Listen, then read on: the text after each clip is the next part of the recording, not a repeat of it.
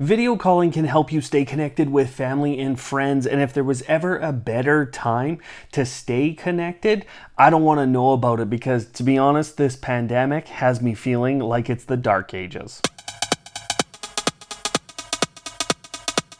Up until recently, there weren't necessarily a lot of great options for you to go out and video call and audio call a ton of people all at the same time. And if you were using those solutions, oftentimes you were paying for them. Google has been trying to solve this for a while now, and they've actually taken a new look at some of their older technologies like Google Hangouts, and they've gone and kind of transitioned to Google Meet and Google Duo. And this transition has opened up a whole new set of options for you on smart displays and smartphones. And they've split the market a little bit, and while both of these services can do a lot of the same things, I think in general you're going to end up using Google Duo more for your families and friends, and Google Meet more as that professional setting or that professional tool to meet with coworkers and colleagues. What's really interesting is just how easy it is to use Google Meet. Your real requirement is just this Nest Hub Max sitting on the desk, because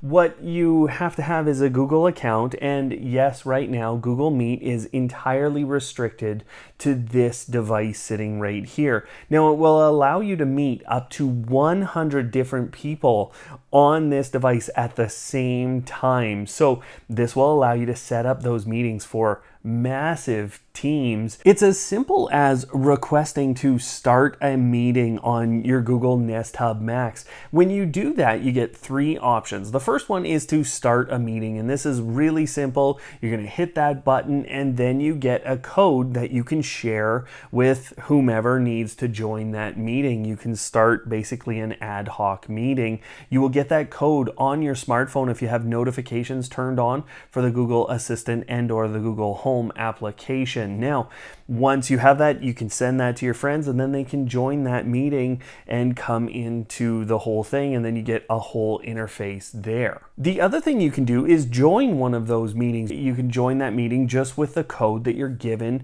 through your smartphone, through your friends and family or co-workers. And the third thing is actually to check your current calendar. If you have an invitation in there that came with a Google Meet or came from a Google Meet created event, well, then you're able to actually just get your Google Assistant to check that and bring you into the meeting. So it's incredibly easy. There's no additional setup that you have to do inside of the Google Home application.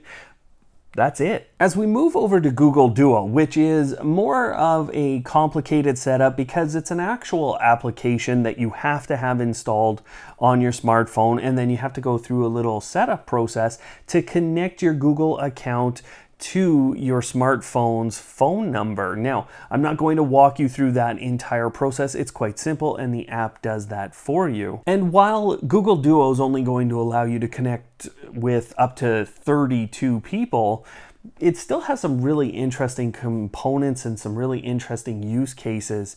Now, number one, you no longer are restricted only to the Nest Hub Max. You can use any of the Google Nest smart displays. Regional restrictions are reduced. You can use this in more countries than just the United States. And on top of that, you can create these groups. And what I think is really important about this is that if you have a set of siblings that you want to connect with on a weekly basis or a semi-weekly basis, a bi-weekly basis, whatever it is, you want to connect with them, well, you can set up this group. And what's really interesting is when you create a group once and people have gone into that group or accepted a phone call from that group, well, they actually end up with that group on their smartphone and on their smart displays if they have them. So it becomes something that everyone can then use from that point forward. Once you have Duo on your smartphone, there's a little more work that you have to walk through here. So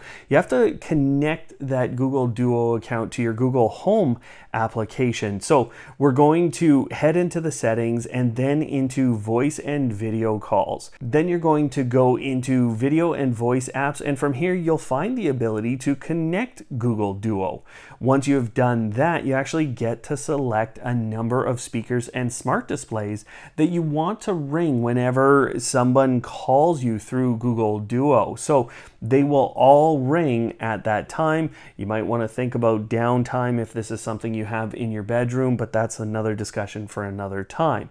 Now, as long as you have Google Duo notifications turned on, you're going to get that phone call through to your smartphone as well. Once you've done all that, and just because I want to confuse you, we're going to go back to the Google Duo application, and I'm going to walk you through one of those really important components of this feature. So that is the ability to create a group. So when you go back in there, you can see the ability to create a group, and you will also see a list of groups that you have created in the past or that you have been a part of.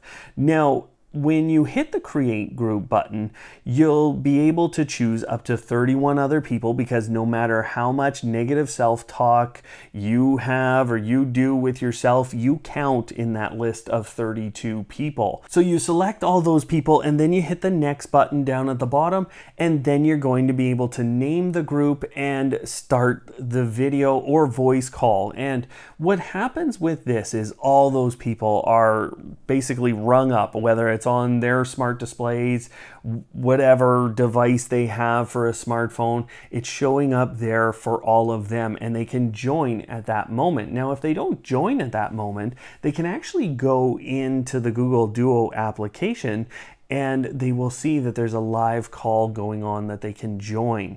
Now, there's some really interesting features within the application on Duo on your smartphone, so I just want to walk you through a couple of those. There's filters, there's effects, those are fun, those are goofy in some cases. You can add those in as you're going through the call. But the thing I was the most impressed with, if someone does miss that initial call and you're all chatting along here and you go, well, we really want that person to join the call, you can actually tap on them inside of the application to re-invite them, and they will come back in a lot of cases. Another great feature of all of this is that they don't have to use the video camera. Not everyone is necessarily comfortable. They can actually turn off their video camera and just use the audio component. They can still see everyone else on the call as long as they're looking at their smartphone or on the smart display. And speaking of those smart displays, remember earlier when I showed you that page where you could actually set which speakers could make and receive Google Duo calls? As long as you have set a smart display as capable of that, well, then you're able to receive those group calls here. Duo group call for Brian.